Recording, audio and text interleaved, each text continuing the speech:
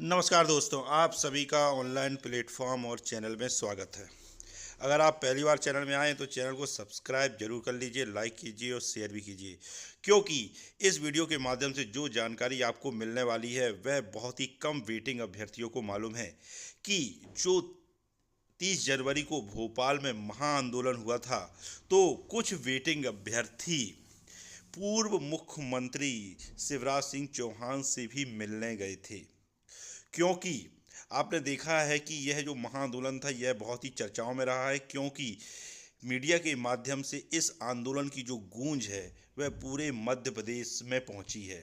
और जो वेटिंग अभ्यर्थियों ने अपने एक्टिविटी के द्वारा जो और वेटिंग बहनों ने जो महिला सशक्तिकरण की पोल खोली है मध्य प्रदेश सरकार की कि ये कैसा महिला सशक्तिकरण है कि दो दो एग्जाम पास लाडली बहना सड़कों पर अपने अधिकार मांग रही हैं। कोई भीख नहीं मांग रही हैं, अपना अधिकार मांग रही हैं, लेकिन उनको उनका अधिकार नहीं मिल रहा है।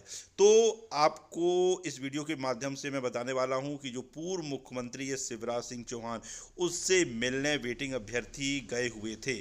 तो पूर्व मुख्यमंत्री शिवराज सिंह चौहान ने क्या कहा वेटिंग अभ्यर्थियों से, उसकी फुटेज तो नहीं है, लेकिन आपको उसके पहले एक जानकारी बता दूं कि अभी शिवराज सिंह चौहान से जो मिलने गए थे उसकी फुटेज तो सामने नहीं आई है, लेकिन वेटिंग अभ्यर्थियों ने बताया है कि मिलने गए थे, पालीवाल सर स्वयं मिलने गए थे।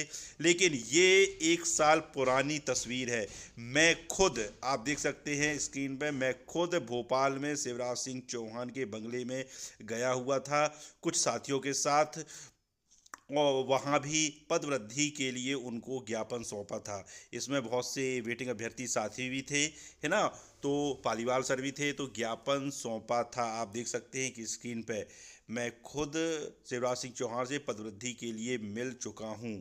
लेकिन ये छोड़िए, अभी देखिए कि अभी जो वेटिंग अभ्यर्थी गए हुए थे उनको शिवराज सिंह चौहान ने उनसे क्या कहा। सबसे पहले तो वेटिंग अभ्यर्थियों ने पूरी व्यथा पूर्व मुख्यमंत्री शिवराज सिंह चौहान के सामने रख दी। वेटिंग अभ्यर्थियों ने कहा कि आपके समय में ही, आप जब मुख्यमंत्री थे तब यह परीक्षा का विज्ञापन आया था 2023 में, और इसकी पात्रता परीक्षा भी हुई, उसकी चयन परीक्षा भी हुई। तो मामा जी अब आप ही हैं जो इसमें कर सकते हैं पद वृद्धि।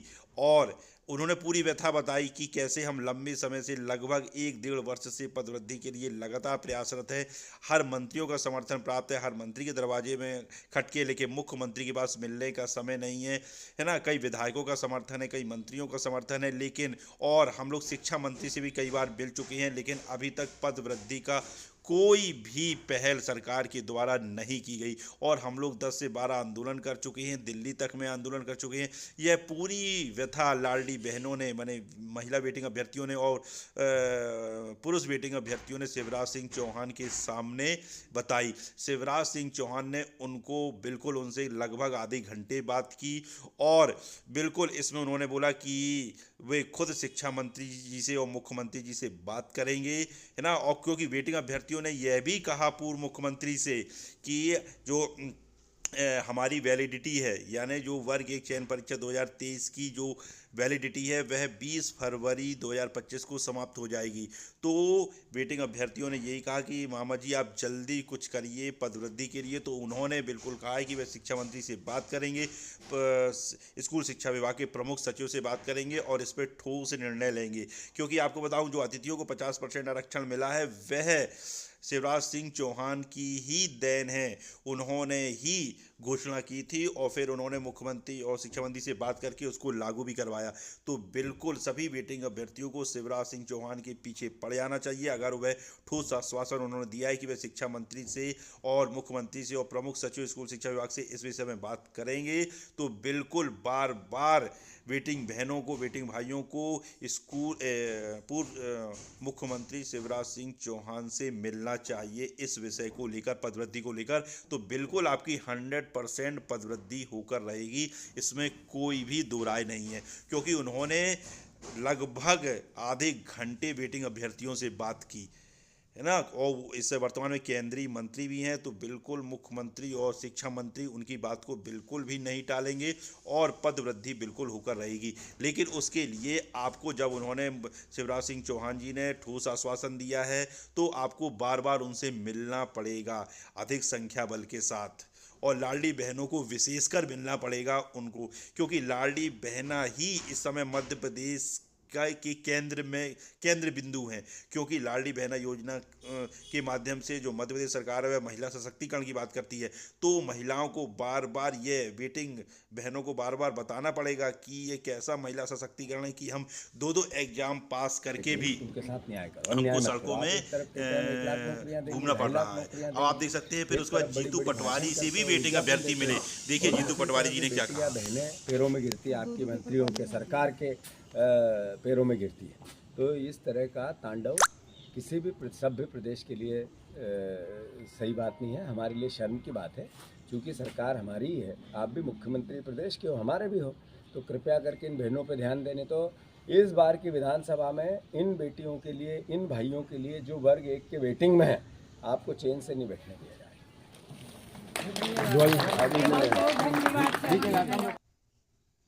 तो देखा आपने कि वेटिंग अभ्यर्थियों ने जो ताकत दिखाई है आंदोलन के माध्यम से, वे जीतू पटवारी से भी मिले और जीतू पटवारी ने भी सरकार पर निशाना साधा है और कहा है कि ये लाडली बहनें, ये कैसा महिला सशक्तिकरण है मध्य प्रदेश में कि दो दो एग्जाम पास करके जो वेटिंग बहनें हैं, वेटिंग भाई हैं, वह अपना अधिकार मांगने के लिए मजबूर है, सड़कों में दंडवत कर रहे हैं, भीख मांग रहे हैं कटोरा लेके। तो इस चीज़ को सरकार को समझना चाहिए और इनकी मांग को जल्द पूरा करना चाहिए। तो अब आप देख सकते हैं कि बहुत ही सकारात्मक प्रभाव आंदोलन कर रहा है। वेटिंग अभ्यर्थियों ने पूरी ताकत झोंकी है, लेकिन अगर कमी रही है तो वेटिंग साथियों की। जो घर पर वेटिंग अभ्यर्थी बैठे हुए हैं उनको घर से निकलना चाहिए और अधिक संख्या बल के साथ फिर से अपनी ताकत दिखाना चाहिए, जिससे कि पदवृद्धि आपकी संभव हो सके। तो बिल्कुल आपकी पदवृद्धि होके रहेगी। आपने देखा कि महिलाओं ने किस प्रकार आंशिक केस त्याग करके विरोध बताया कि ये कैसा महिला सशक्तिकरण मध्य प्रदेश में है कि दो दो एग्जाम पास करके, है ना, फिर भी इनको अपने केस कटवाने पड़ रहे हैं नौकरी के लिए, अपने अधिकार के लिए। और महिलाओं ने अल्टीमेटम दिया है कि अगर पदवृद्धि नहीं हुई तो वह मुंडन भी कराएंगी, है ना। और यह आप एक तस्वीर देख सकते हैं, यह माँ अपनी बेटी के लिए पदवृद्धि आंदोलन में आई हुई थी।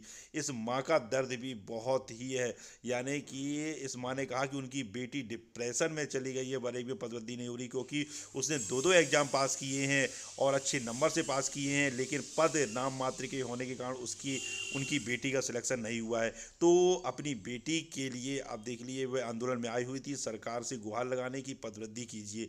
तो आप देख सकते हैं कि माँ भी पीछे नहीं है। तो सरकार को सभी वेटिंग बहनों का, लाडली बहनों का, भाइयों की इस आवाज़ को सुनना चाहिए, मुख्यमंत्री जी को, और पद वृद्धि की दिशा में ठोस कदम उठाना चाहिए और पद वृद्धि करना चाहिए, जिससे कि इन वेटिंग बहनों को, इन वेटिंग भाइयों को इनका अधिकार इनको मिल सके। क्योंकि ये लंबे समय से संघर्षरत हैं और जो इनकी मांग है वह जायज़ है ना।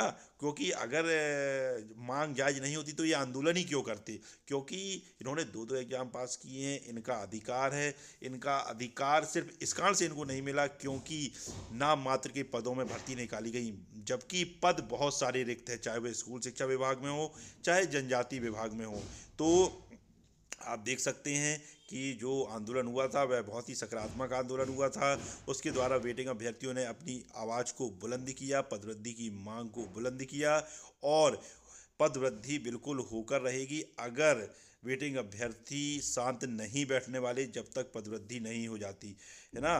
तो अगर यह वीडियो आपको अच्छा लगा हो तो चैनल को सब्सक्राइब जरूर कीजिए, लाइक कीजिए और शेयर कीजिए। जय हिंद, जय भारत।